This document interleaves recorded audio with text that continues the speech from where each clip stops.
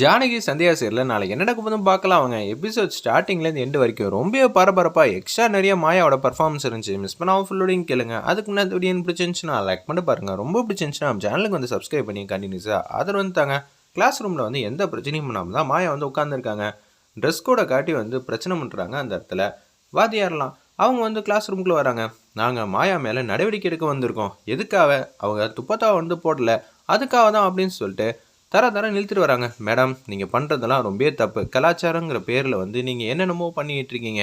நான் வந்து என் ட்ரெஸ் வந்து ஃபுல்லாகவே வந்து கவர் பண்ணிட்டு தான் இருக்கேன். குர்த்தி போடுறது என்ன தப்பா? அதுவும் எனக்கு தெரியாது. நாளைக்கு தான் பாவாடை தவணை கட்டிட்டு வரணும்னா நாளைக்கு நான் ரெகுலராக வந்து ஃபாலோ பண்ணிட்டு வரேன். நான் வந்து நாள் வந்திருக்கேன், எனக்கு எக்ஸ்கியூஸ் கொடுக்காம நீங்கள் என்ன எப்படி பண்ணிகிட்டு இருக்கீங்க அப்படின்னு சொல்லி கிளாஸ் ரூம்லேயே வந்து பேசுகிறாங்க. உங்ககிட்ட பேசுகிறதெல்லாம் கேட்கணும் எனக்கு அவசியமே இல்லை அப்படின்னு சொல்லி அந்த வாத்தியாரோட ஈகோ வந்ததுனால மாயாவை தரத்தர இழுத்துட்டு வந்து வெளியில் வந்து விட்டுட்டாங்க. மரியாதையை இங்கேருந்து போயிடு, இல்லைன்னு வச்சுக்கேன் அப்புறம் அவ்வளோதான். தனலட்சுமியும் வந்து மாயாவுக்கு ஏதாவது பிரச்சனை வந்துச்சுன்னா என்ன பண்ணுறதுன்னு சொல்லி குடுன்னு அவங்களும் வெளியில் வந்து வந்துடுறாங்க. மேடம், மாயா ஏதோ தப்பாக பேசிட்டா மன்னிச்சிருங்க. ஏய், உனக்கு வேணும்னா என்னோட புடவையிலேருந்து கொஞ்சம் கிழிச்சு தரேன், தாவணியிலேருந்து அதை ஷால் மாதிரி போட்டுக்க. என்ன சொல்லிக்கிட்டு இருக்க? இதை வந்து கண்டிக்கணும். ஆனால் இவங்க ஓவராக பண்ணிக்கிட்டு இருக்காங்க. மேடம், நீங்கள் தப்பு மேலே தப்பு பண்ணுறீங்க.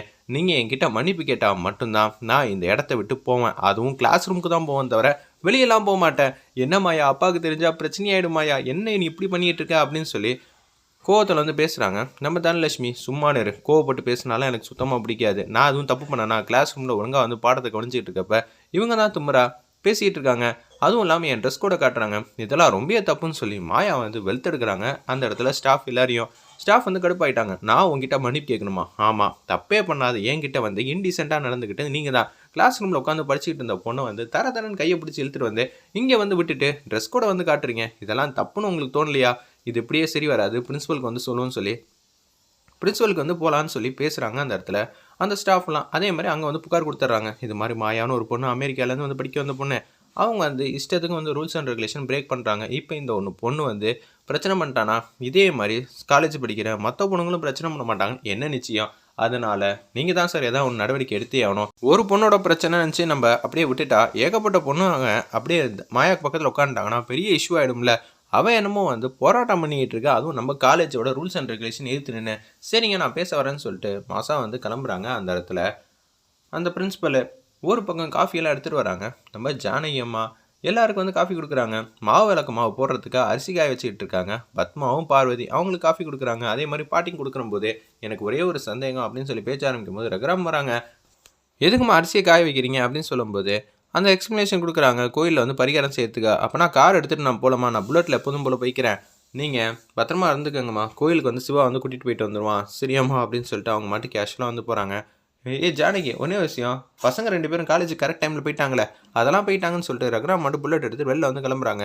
ஒரு பக்கம் பாட்டி வந்து கேட்குறாங்க, என்ன மாயா வந்து கரெக்டாக நடந்துப்பாளா? அவள் எங்கே நடந்துப்பா? அவளால் எதுவும் பிரச்சனை தான் கண்டிப்பாக வரும் அப்படின்னு சொல்கிறாங்க. பார்வதியும் பத்மாவும், ஏய் நீங்களாம் சும்மாவே இருக்க மாட்டீங்களா? பின்ன ரகுராம் பேர் தானே கெட்டு போகும். அவள் ஏதாவது தில்லுமுள்ளு எதுவும் பண்ணிட்டானா அங்கே இருக்கிற எல்லாரையும் வந்து வம்புழுப்பா. நிச்சயம் வந்து எதாவது பண்ணாமல் இருந்தால் தான் ஆச்சரியம். ஆனால் அவள் இருக்கிற குணத்துக்கு கண்டிப்பாக வீட்லேயே வந்து அவ்வளோ பிரச்சனை பண்ணிகிட்டு இருக்கா.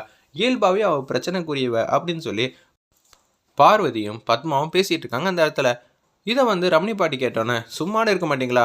அரிசியை காயப்பட்டீங்களா? 2 பேர் உள்ளே போங்கன்னு சொல்லி அவங்க 2 பேரும் அனுப்பிச்சி வச்சுறாங்க.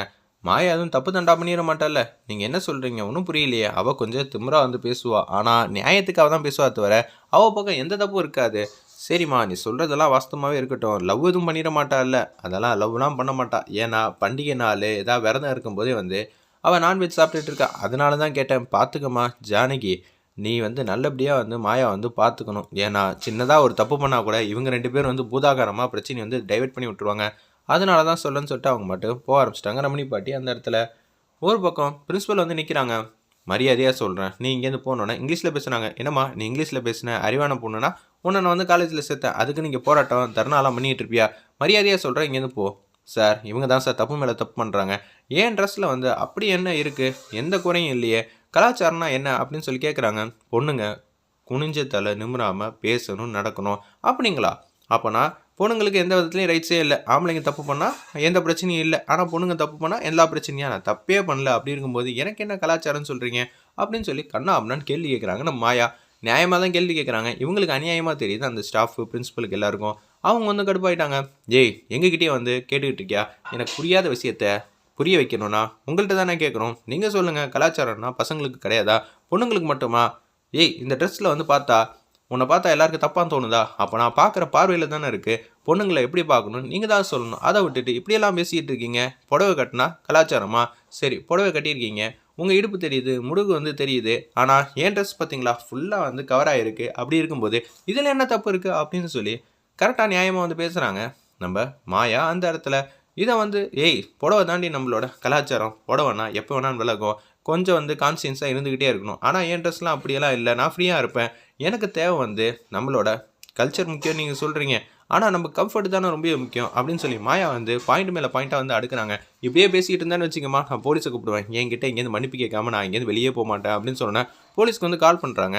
அந்த இடத்துல உன்னை போலீஸ் வந்துட்டாங்க. இந்த பொண்ணு போராட்டம் பண்ணிகிட்டு இருக்குன்னு சொன்னேன். கான்ஸ்டபிள்லாம் வந்து கண்ணா இழுக்க பார்க்குறாங்க. நீங்கள் போட்டிருக்க அதே ட்ரெஸ் தான் நானும் போட்டிருக்கேன். இது பொண்ணுங்களுக்கான போராட்டம், சரிங்களா?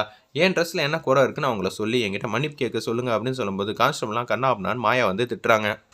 உன்னை கடுப்பாயிட்டாங்க அந்த இடத்துல கான்ஸ்டபிள். என்னம்மா சொன்னதே சொல்லிட்டு இருக்கியா? பிரின்சிபல்லேருந்து எல்லாம் நீ தப்பு பண்ணுறேன்னு சொல்லிட்டு இருக்காங்க. அப்படி இருக்கும்போது சரி வராது, தயவு செஞ்சு அந்த பொண்ணை வெளியில் கொண்டு போய் விட்டுருங்க, இல்லாட்டி பெரிய பிரச்சனை ஆகிடும்னு சொல்லி பிரின்சிபல் வந்து ரெக்வஸ்ட் பண்ணி போலீஸ்ட்டு கேட்டதுனால 3 கான்ஸ்டபிள் வந்து அந்த பொண்ணை இழுக்க ஆரம்பிச்சிட்டாங்க. அந்த கொடியேற்றுற கம்பத்தை வந்து கெட்டியமாக பிடிச்சிட்டாங்க நம்ம மாயா. ஏய், யாரும் வர மாட்டிங்களா, நான் உங்களுக்காக சேர்ந்து தானே போராடிட்டு இருக்கேன் அப்படின்னு சொல்லும்போது பவானி ஓடி வந்துடுறாங்க. பவானி பின்னாடியே வந்து எல்லாரும் வந்து ஓடி வந்து அராஜகம் அராஜகங்கிற மாதிரி கத்துறாங்க. இதை பார்த்தோன்னு வந்து என்ன பண்ணே தெரில, நீங்கள் காலேஜுக்கு வந்து லீவ் விட்டுருங்க, லீவ் விட்டால் மட்டும்தான் ஸ்டூடெண்ட்லாம் வீட்டுக்கு போயிடுவாங்க, அதுதான் இதுக்கான சொல்யூஷன் சொல்லிட்டு லீவ் விட்றதுக்கு அனௌன்ஸ்மெண்ட் பண்ணுற மாதிரி காட்டி எபிசோட் அந்த அல்டிமேட்டாக முடிச்சிருந்தாங்க. வெயிட் பண்ணி பார்ப்போம்.